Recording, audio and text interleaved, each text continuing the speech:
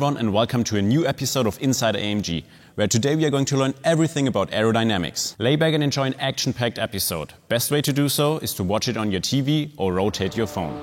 Let's meet our expert.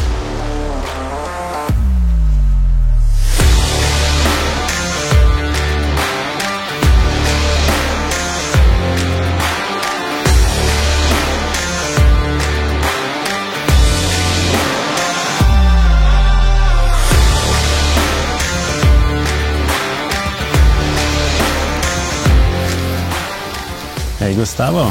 Hi Cornelius. Thanks for having me. That's a huge place. Where are we today? Why don't you introduce yourself and tell us a little about yourself? Yeah, so I'm Gustavo and we are here in the wind tunnel by Mercedes-Benz in Sindelfingen. I'm technical lead by AMG. Okay.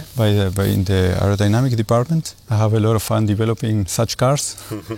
And today we have the all-new Mercedes-AMG GT with us to show some stuff here in the wind tunnel, right? Yeah, we prepared this car and we prepared some other stuff here so that you have a lot of fun. Okay. And so I would suggest to get into the control room so that we can get started. All right, let's go.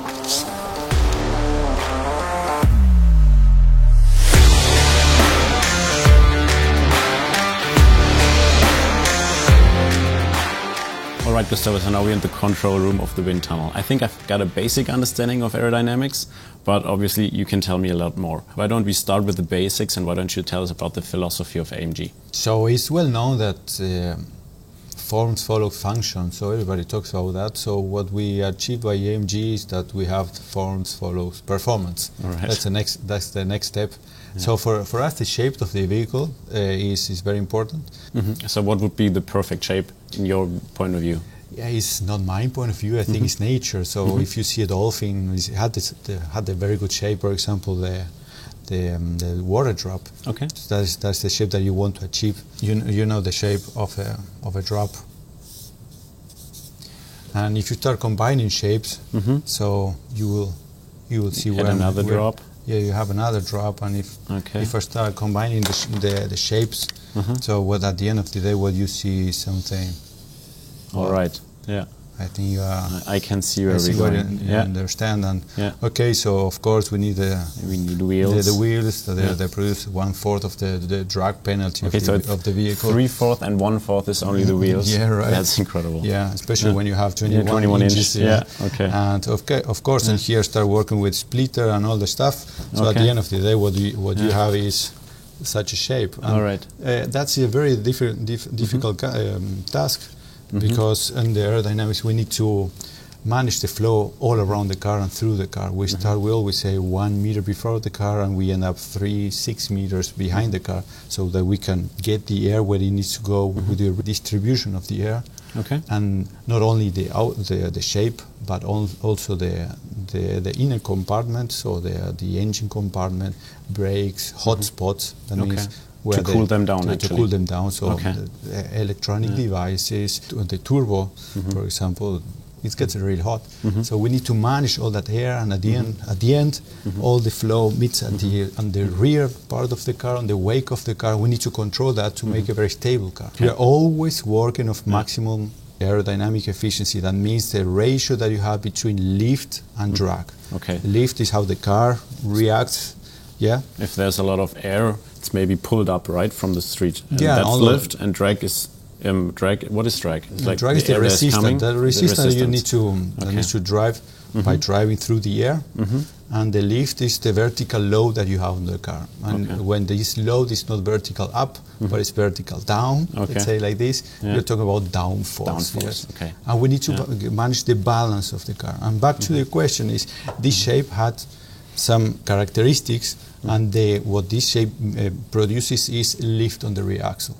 Okay. Every single drop car, so a coupe that in the world, they produce lift on the rear axle, and we need to correct that, modify that with a spoiler, with active aerodynamics at the rear, so that the lift that we produce here, always the forces, they react perpendicular to the surface. Okay. And so as you see here, we will have a force vertical. Okay, that goes up. So that is basically what a wing of an airplane does as well, right? That's why an airplane goes into the. It's lifting. Yeah. And that's why we need to put what? wing, but in the other direction, so that we produce downforce again. The downforce on the rear axle, because when you press the car on the rear axle, you have a stable car. So I would say let's go outside and let's talk about some aerodynamic features of the vehicle. All right, let's go.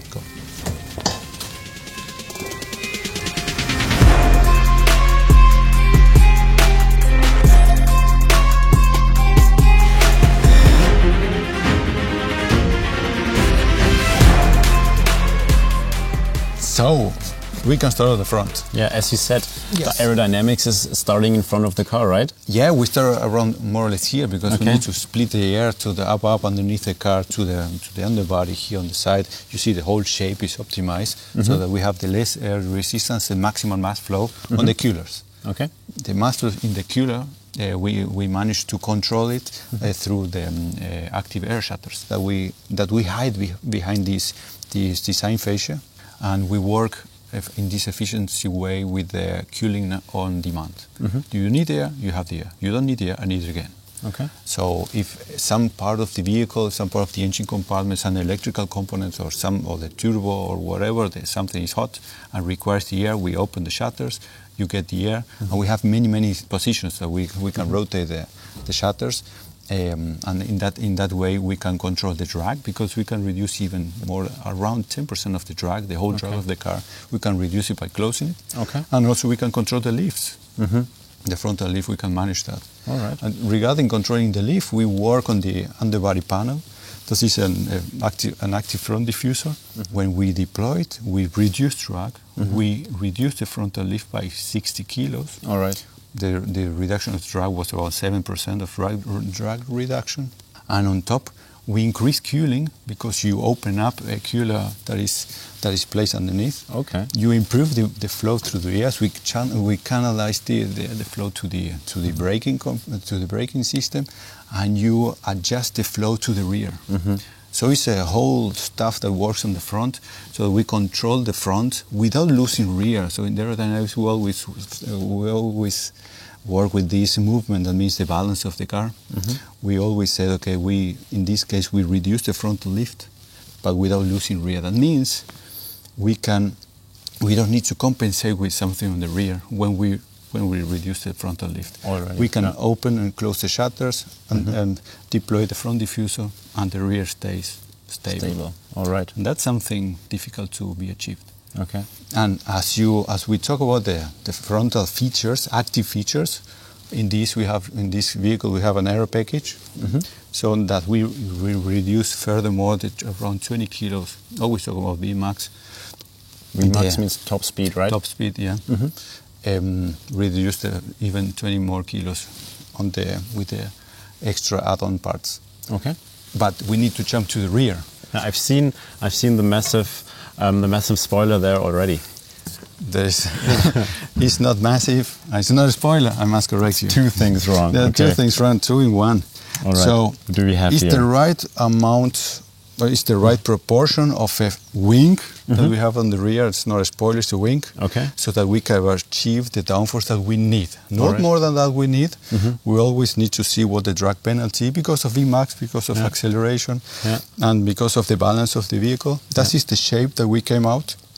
You see it's even rotated on the side, because the flow comes from the center line different that come from this drop shape of the greenhouse. Yes.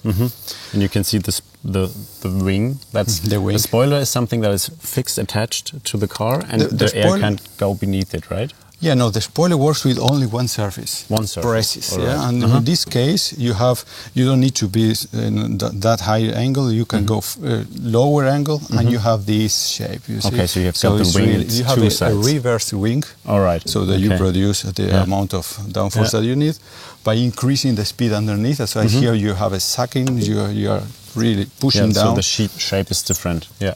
Yes, it's working together with the shape of the lid of the. Okay, the lid also here has another shape. Yeah, with the two shapes they work together. This wouldn't work without this one. Wouldn't be as efficient, and also this concave surface that produces the pressure here on this part of this wing. And that's the way it works, and that's how we are able to put a fixed wing, because the modifications at the front They don't produce us that we lift the car. Okay. We always drive with maximum downforce with this vehicle. What has changed? It did change everything. That is the wing of our Black Series predecessor. What would you think it happened when we mount something like this into this car?